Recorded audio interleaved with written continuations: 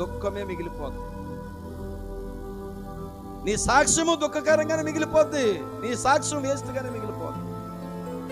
ప్రభు నమ్ముకున్న తర్వాత నేను నా పిల్లలు క్షేమం ఉన్నామంటే చెప్పుకునే సాక్ష్యం ఉండదు. కాబట్టి ప్రియమైన దేవుని బిడ్డలారా, నా కుమారుడా ఏసావు,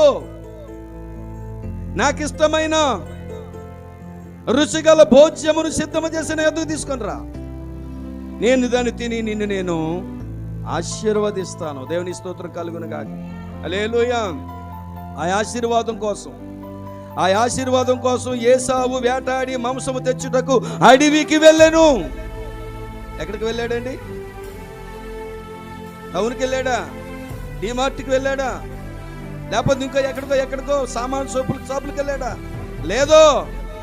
ఆశీర్వాదం పొందడానికి అడవి కష్టమైనా, ముళ్ళు గుచ్చుకున్నా, బండ మీద కాలు జారిపోయినా, ఒకవేళ అడవిలో సింహం వెంటాడినా, ఎలుగుబండి వెంటాడినా ప్రాణాలు తెగించి దీవెన పొందాలి. కాబట్టి నేను దీవెన కోసం ఎన్ని శ్రమలైనా అనుభవించాలి. నిజంగా ప్రియులారా, ఎడవలు ఎన్నిసార్లు జారిపోయి ఉంటాడో, ఎన్ని ముళ్ళు గుచ్చుకుని ఉంటాయో, ఎన్ని కోరింతల దూరుతూ ఉంటాయో, ఎన్ని ముళ్ళ తప్పులతో గీసేసి ఉంటాయో. దేనికోసం ఈ కష్టాలన్నీ, దేనికోసం ఈ బాధలన్నీ? మరి దేవుణ్ణి నమ్ముకున్నావు, దీవించబడవా? దేవుణ్ణి నమ్ముకున్నావు, ఆశీర్వదించబడవా? ఎప్పుడు నెగ్లెట్లే, ఎప్పుడు నెపమే, ఎప్పుడు జాప్యమే, ఎప్పుడు సాకులే. అది క్రైస్తవ జీవితానికి మంచిది కాదు. నిద్రపోకండి అమ్మా, నిద్రపోకండి. దేవునికి స్తోత్రం కలుగును గాక. హల్లెలూయా. కాబట్టి ప్రియమైన దేవుని బిడ్డలారా, ఏమని ఉంది చదవండి. ఎన్నో వచనాలు చదివారు? 4 చదివాయి.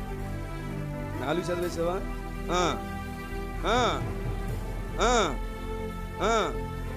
ఇట్లు చెప్పుచుండగా దేవునికి స్తోత్రం కలుగును గాక. హల్లెలూయా. ప్రియులారా, ఇంకా ట్రాఫిక్ మనకు అవసరం లేదు. కానీ నేను ఇప్పుడు ఆశీర్వాదం కోసం ఏసావు ఎంత ప్రయాసపడుతున్నాడో, ఎంత శ్రమ పడుతున్నాడో, ఎంత కష్టపడుతున్నాడో ఒక్కసారి ఆలోచన చేయాలి. మీలో చాలా మంది ఒక్కొక్కరికి ఒక్కొక్క టాలెంట్ ఉంది. ఒకరు ఉడు పూసే టాలెంట్ ఉంది, ఒకరు కోత పూసే టాలెంట్ ఉంది, ఒకరు ఉప్పు దగ్గర టాలెంట్ ఉంది, ఒకరు తట్ల మూసే టాలెంట్ ఉంది. ఏదో ఒక టాలెంట్ ఉంది. ఆ టాలెంట్ను నువ్వు శ్రమ పడకంట కూలి తెచ్చుకోగలవా? ఆ తట్ట మొయ్యకంట కూలి తెచ్చుకోగలవా? ఆ దుఃఖ చెక్కకంట నువ్వు డబ్బులు తెచ్చుకోగలవా? ఆ కోత కొయ్యకంట డబ్బులు తెచ్చుకోగలవా? దేనికోసం శ్రమ పడుతున్నావు? ఆశీర్వాదం కోసం కాదు, కూలి కోసం. కానీ ఏసావు దేనికోసం శ్రమ పడుతున్నాడు? దేనికోసం ప్రయాసపడుతున్నాడు? దేనికోసం అడవికి వెళ్ళాడు? ఈ రోజు పూల బాట లాంటి రోడ్లున్నా, సీసీ రోడ్లున్నా, పట్ట పగటాలు వెళ్తురున్నా, రాత్రి వెన్నెల ఉన్నా, కరెంటు బల్బులున్నా ఇల్లు దాటి రావును. ఎలా తీర్చబడతావు? అందరూ అనుకుంటున్నారు నాకు ఆస్తి పని లేదు, ఆయన అలా చెప్తున్నారు. నాకు తక్కువ అసలు. నాకు తీరువా లేదా? పిచ్చి లేదా? టీవీ లేదా? చీరలు లేవా? బంగారం లేదా? కిచెన్ రూమ్లో ఏం కొద్దు ఉంది అని నువ్వు అనుకుంటున్నావే? శరీర సంబంధమైన దీవెని చూసుకుంటున్నావు, కానీ నువ్వు ఆత్మీయ సంబంధమైన దీవెని ఈ రోజు నువ్వు చూసుకుంటున్నావు. దేవుని స్తోత్రం కలుగును గాక. హల్లెలూయా. కాబట్టి ప్రియమైన దేవుని బిడ్డలారా, ఏసావు ఆశీర్వాదం కోసం, దీవెన కోసం ఊరిని విడిచిపెట్టాడు, తండ్రిని విడిచిపెట్టాడు, అడవిలోనికి వెళ్ళాడు. ఏమంటే అడవిలోనికి వెళ్ళడం సామాజికమైన పనా? ఏమంటే ఇప్పుడు కొన్ని అడవుల్లో పొంతలుండి వెళ్ళిపోతున్నాం. కానీ నేను సేవకు వచ్చిన కొత్తలో ఎర్రవారి నుండి చెల్లుపల్లి రావాలంటే తలపాన తాకొచ్చినట్టే జీడి తోటల పళ్ళు కాస్తుంటే ఆ స్మెల్కి ఎలుగుబంట్లు వచ్చేసింది. ఒక్కనే రాత్రి 1 గంటకి 12 గంటలు ప్రార్థన చూసుకొని వచ్చేవాడిని. ఇప్పుడు అలాంటివి కనపడలేదు.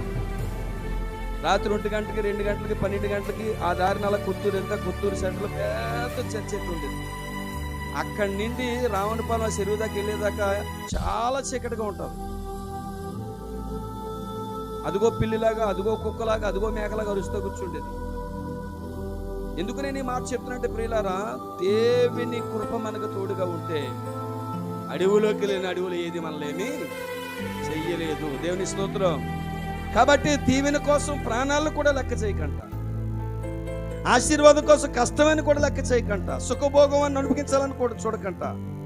దీవెన కావాలని తండ్రి మాటకు లోబడి, తండ్రికి విధేయుడై అడవికి వెళ్ళాడు. వేటాడి మాంసం తెచ్చి ఆశీర్వాదం పొందాలని. దేవునికి స్తోత్రం కలుగును. ఈరోజు నీకు పని కలిగినా, ప్రయాణం కలిగినా, బంధువులు వచ్చినా, స్నేహితులు వచ్చినా చక్కబెట్టుకొని నువ్వు దీవించబడాలంటే, దేవునికి భయపడిన వారు అయితే, భయపడిన దానివైతే నీవు దేవుని సన్నిధికి రా. ఏదో ఒక రోజున దేవుడు నిన్ను, నీ కుటుంబాన్ని ఆశీర్వదిస్తాడు.